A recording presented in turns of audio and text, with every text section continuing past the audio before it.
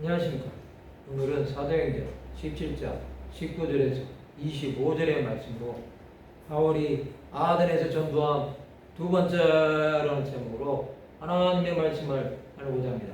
본 말씀은 그를 붙들어 아레오파고로 가며 말하기를 내가 말하는 이 새로운 가르침이 무엇인지 우리가 알 수 있겠느냐. 내가 어떤 이상한 것을 우리에게 들려주니 그 무슨 뜻인지 알고자 하노라 하니 모든 아덴 사람과 거기서 나그네 된 외국인들이 가장 새로운 것을 말하고 듣는 것 위에는 달리 시간을 쓰지 않음이더라.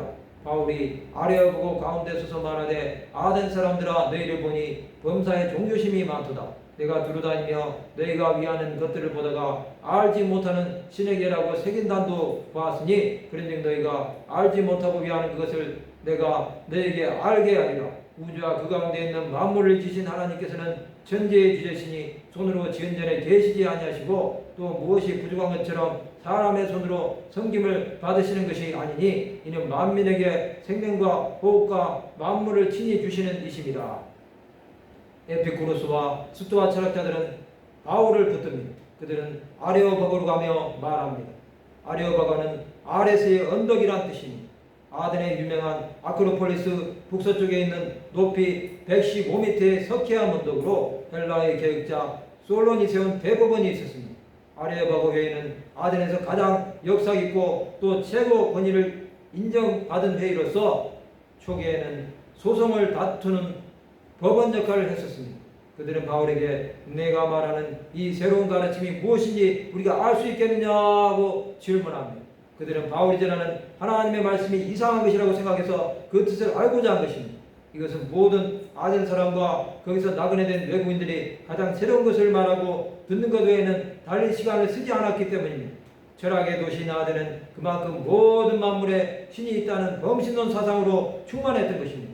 이런 이들을 향해 바울은 하나님의 말씀을 전합니다. 그는 아덴 사람들을 향하여 너희를 보니 범사에 종교심이 많도다 말합니다. 바울은 그들의 관심사를 말하므로 아덴 사람들의 주의를 집중시킨 것입니다. 아덴 사람들은 알지 못하는 신이라고 색인남도 있었습니다. 이것에 대해 바울은 알지 못하는 신이 하나님이시라는 것을 전합니다. 하나님은 우주와 그 가운데 있는 만물을 지으신 분이시라는 것입니다. 또 손으로 지은 전에 계시지 않다는 것입니다. 하나님은 무엇이 부족한 것처럼 사람의 손으로 섬김을 받지 않으십니다. 하나님은 만민에게 생명과 호흡과 만물을 친히 주시는 이시라는 것입니다. 바울이 전한 하나님은 아덴 사람들에게는 하나님이 누구신지 분명하게 전한 것입니다. 그들은 우상의 노예가 되어 있던 민족이었습니다. 하나님은 그들을 우상의 숭배에서 벗어나게 하시기 원하셨던 것입니다. 성도 여러분, 바울이 아덴에서 전도함으로 우상을 숭배하는 자들이 이제 하나님이 누구신지 들었습니다. 우리는 미전도 종족으로 복음을 들은 자들이었습니다. 이런 우리가 하나님을 알고 주 예수를 전하는 자가 된 것은 하나님의 은혜입니다. 이 은혜와 사랑을 우리는 아직도 주 예수를 알지 못하는 자들에게 전해야 합니다. 말씀을 마치고자 합니다. 하나님의 살아계심을 알고 그분을 전하는 하나님의 백성들이 되시기를 주님의 이름으로 축원합니다.